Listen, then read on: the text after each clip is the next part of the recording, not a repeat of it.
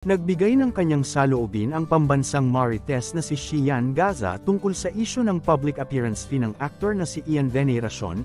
Aniya, dapat hindi nilabas sa publiko ang negosasyon ng RM ni Ian dahil confidential umano ito. Kinwestiyon din niya kung paano naging mahal ang 500,000 pesos para sa 2-hour appearance.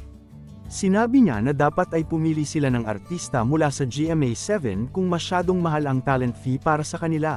Aniya, paano naging mahal yung 500k for 2 hours ha? Parada yan hoy, magkano ba gusto mo? 100k? E di sana artista ng GMA7.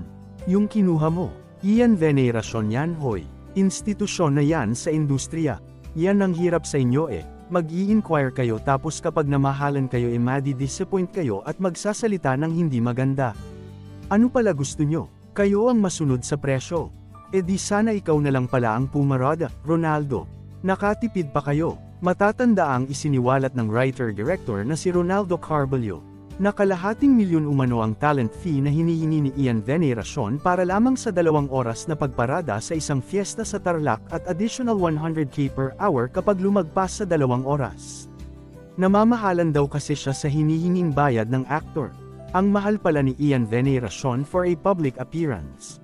Requested siya, kaya kinukuha siya ng Tarlac Festival, to be held on last Sunday of January, 2024, panimula ng direktor sa mahaba niyang FB post. Sasakay siya sa float at ipaparada siya sa bayan ng Tarlac City. Kakaway-kaway lang siya, ni hindi siya kakanta, dagdag pa niya.